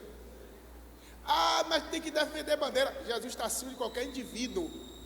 Se eu falar com vocês aqui sobre verdade, a Bíblia diz: conhecereis a Bíblia não diz: conhecereis fulano, ciclano, o coach Beltrano, o político fulano, não. Se você conhecer a verdade, você vai saber escolher quem é quem. Então saiba a verdade, independente de posições e ideologias. Não bata a boca, não jogue pérola aos porcos. Tem gente que acha que se aparecer uma coisa, eu tenho que me manifestar. Ninguém quer saber sua opinião, não. Vou falar um negócio aqui que talvez você ache que ai meu Deus, o mundo quer saber que eu me posicione. Deixa eu explicar uma coisa para você. Ninguém está nem aí. O que você pensa, ninguém está nem aí porque você pensa. Agora, se você fala de Jesus, meu irmão, aí outra coisa. Ô pastor. Aí é outra coisa. O senhor falou aí essa questão de pessoas que ficam procurando pretexto para discutir ideologias. Dias atrás eu recebi um vídeo, eu acho que o senhor já deve ter tido acesso a ele já. Um transexual discutindo no shopping porque não deixaram ele utilizar o banheiro feminino. Aí, só o vídeo tinha quase 3 minutos ele discutindo. Se esse cara tivesse realmente com intenção de ir ao banheiro apertado, ele já teria ido, ao invés de estar discutindo. Ele tinha procurado um mato. Meu Deus do céu, meu irmão. O problema é a militância. A militância, ela não quer saber de uma satisfação, de uma necessidade. A militância quer criar confusão.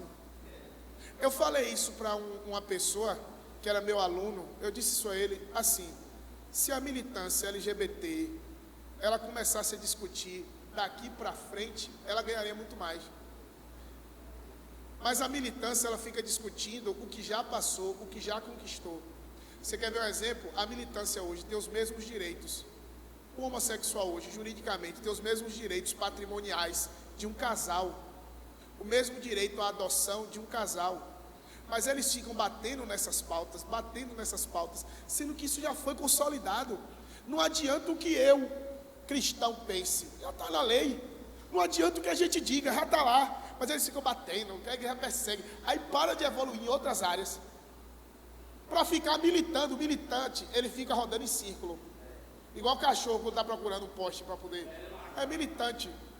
Seja de qualquer área, até o militante que se diz cristão, ele anda em círculo. Porque Jesus não era militante, Jesus era pregador da palavra. E pregador da palavra tem que entender uma coisa: vai ter ambiente que você vai ter que bater a poeira dos pés e ir embora. Você não vai ganhar ninguém no grito. O militante não entende isso. O militante, ele só quer criar tumulto. E não seja militante, porque se você for militante, você é chato, você é xarope. Eu oro a Deus para que você não case. Só finalizando a questão aí da... Podemos levar para as considerações finais? Podemos. Porque encerramos. Só para finalizar aí, pastor Marcos, vamos supor que lá na minha rodinha de amigos, eu tenho um bocado de amigos que têm relacionamentos homoafetivos. E eu adoro ouvir essas conversas, né? O que está rolando. Eu ainda falo: não, menina, faça isso. O que é que você acha disso? Eu acho que eu não devia nem aconselhar. Brigaram. As duas menininhas que estão namorando brigaram. E aí, eu falo o quê? Se reconcilia? Não tem isso aqui, não tem não. Não tem essas coisas. O que é que a Bíblia diz?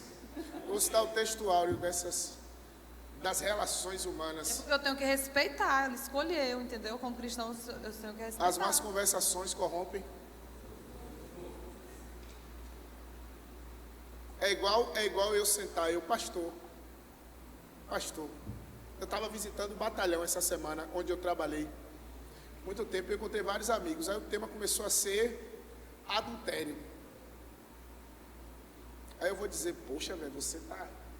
Imagine eu ouvindo alguém dizendo assim: estou traindo minha mulher. Eu digo: rapaz, é melhor você botar o tacinha no seu celular. Eu sou pastor.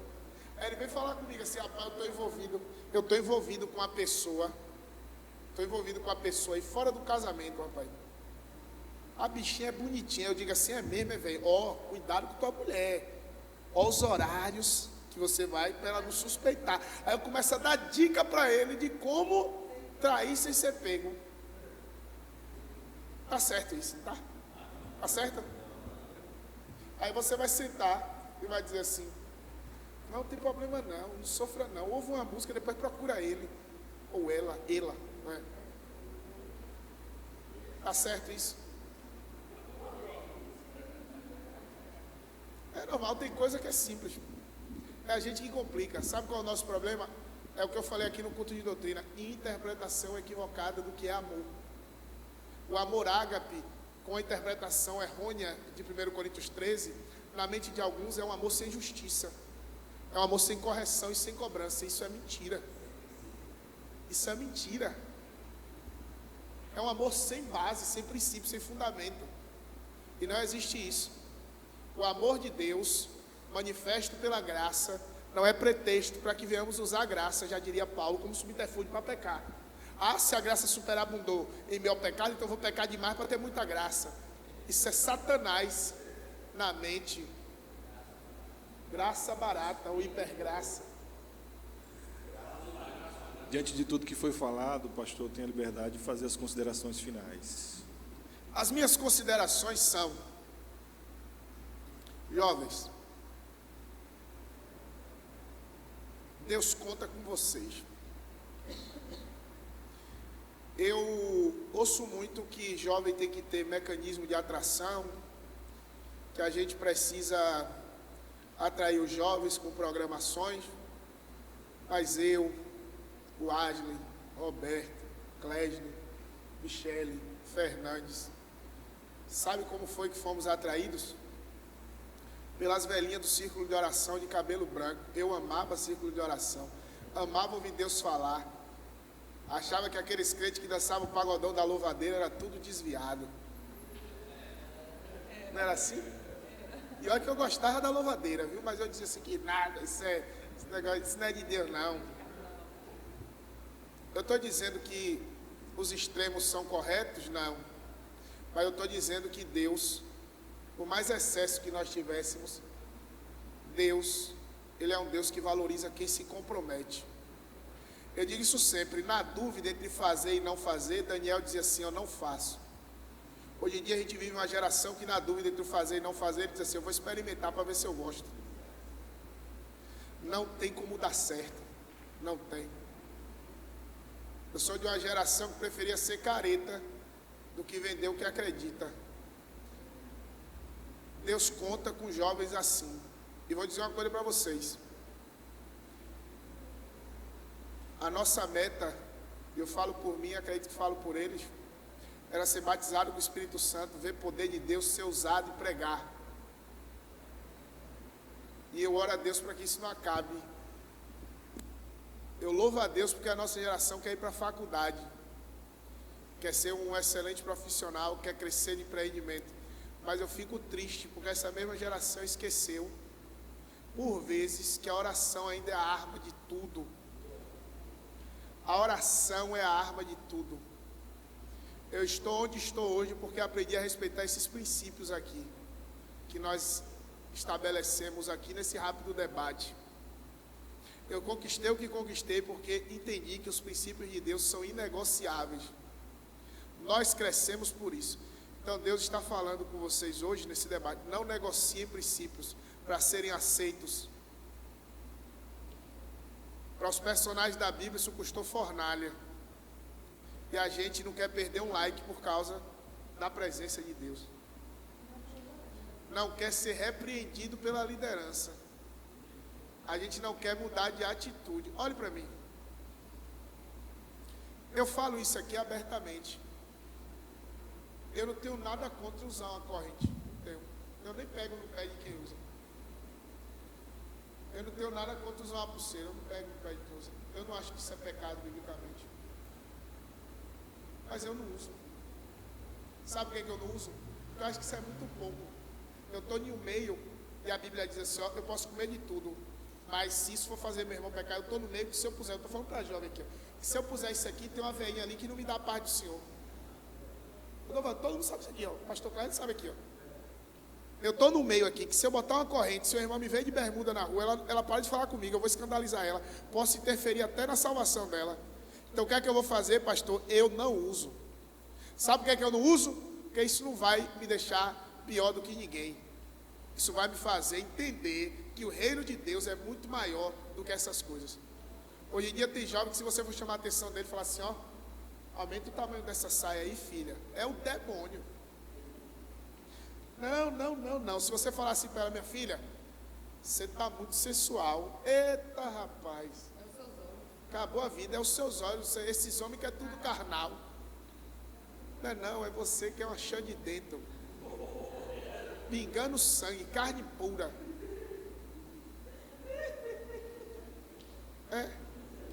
Aí encontra outro carnal pela frente. Aí pronto, é a guerra da carne. Nós só vamos crescer se obedecermos princípio. Nós só vamos crescer se não negociarmos o que Deus tem para nós. Você pode dizer que eu sou careta, e olha que eu me considero um cara muito mente aberta, mas ainda tem jovem que quando você chama ele já diz que você é careta. Aborto vai continuar sendo pecado. Droga vai continuar sendo pecado, independente do que o mundo pense ou lhe diga. Falar sobre Jesus ainda vai continuar sendo uma responsabilidade muito grande. E você tem que estar acostumado e sujeito às consequências. Vão lhe rejeitar, vão lhe chamar de careta. Eu sou de uma época que quando o crente vinha, dizia assim, olha, veio o crente. As crentes subiam de saia jeans na escada, os meninos ficavam embaixo perturbando, botavam espelho debaixo assim, ó. A gente era perseguido. Mas foi um período em que a igreja mais cresceu. Aí hoje, muitos jovens querem imitar o mundo e você não vê influência nenhuma dessa juventude em relação aos outros. Que Deus venha nos cobrir com a sua infinita graça, para que venhamos influenciar essas gerações. Essa é a minha consideração. E peço a vocês, quem me conhece aqui sabe, eu acho que política tem a ver com ideias e não com pessoas. Eu não faço política na igreja, eu não uso o púlpito para fazer política. Eu sou contra a militância política de líderes religiosos. Mas eu acho que a verdade é verdade, independente de político. O dia 30 está chegando. Vote pela verdade. Não pelo político fulano ou ciclano. Mas vote pela verdade. Essas verdades que vocês ouviram aqui. Se a verdade estiver no seu coração, você vai saber fazer a escolha certa. E é essa a minha consciência, o meu pensamento e é aquilo que eu acredito. Irmã Michele, suas considerações finais. Finalizando em 2 minutos, menos do que isso. O povo peca por falta de conhecimento. Então, cabe a vocês procurar, buscar conhecimento, estudar, não só secularmente falando, não, mas principalmente dominar a palavra. Porque às vezes entra num debate, não sabe nem o que está debatendo, não tem fundamento bíblico. Se alguém questiona a fé, fica balançado. Por quê? Porque não está enraizado. Gasta mais tempo nas redes sociais do que investindo em um relacionamento com Deus. E o que Marcos falou aqui é verdade. A geração da gente foi totalmente diferente. Era ver Deus ressuscitar. Eu já vi Deus ressuscitando, já vi Deus curando pessoas de câncer com a cara toda tomada de câncer. Eu já vi milagres extraordinários. E vocês já viram o quê? Só que vocês estão buscando alguma coisa para ver?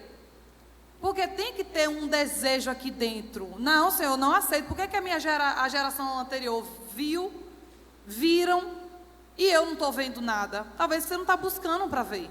Talvez você não está desejando ver milagres. Então, essa geração agora, eu fico muito triste, porque eles não veem, nunca viu um milagre, nunca viu Deus levantar um cadeirante, nunca viu um surdo ouvir. Eu já vi tanto milagre, eu já vi Deus tirar tumor do estômago da pessoa do lado, vendo. Então, eu tenho a minha fé alicerçada em Deus, porque a minha geração era a geração que buscava desesperadamente Deus. A gente não se importava se ia fazer parte de grupinho, se algum grupinho ia aceitar ou não. Pelo contrário, quando alguém expulsava a gente ficava feliz. Por quê? Porque era um sinal de que eu estava no caminho certo. Porque eu estava na contramão do mundo mesmo. Então, era um sinal. Hoje, ninguém quer ser rejeitado. Todo mundo quer fazer parte do grupinho. E aí você faz parte do grupinho e você se afasta de Deus. Porque Deus não tem comunhão com o mundo. Ele é totalmente contramão os princípios bíblicos. Então deseje ver o sobrenatural, deseje ver coisas profundas, busque a Deus, para que Deus traga à existência, a realidade de vocês, a geração de vocês, o que a geração anterior viu e coisas maiores. Porque promessas maiores tem para a geração de vocês, mas vocês têm que buscar. Essa geração nossa toda vai passar. Se vocês não buscarem, vocês não vão ver nada, não vão ver milagre, não vão ver maravilhas. Deus não vai fazer fluir através de vocês. Porque precisa ter uma chama ardente de desejo, desesperado, para poder ver o sobrenatural. Que Deus abençoe cada um de vocês. Fiquem crentes, continue crente e sejam mais crentes.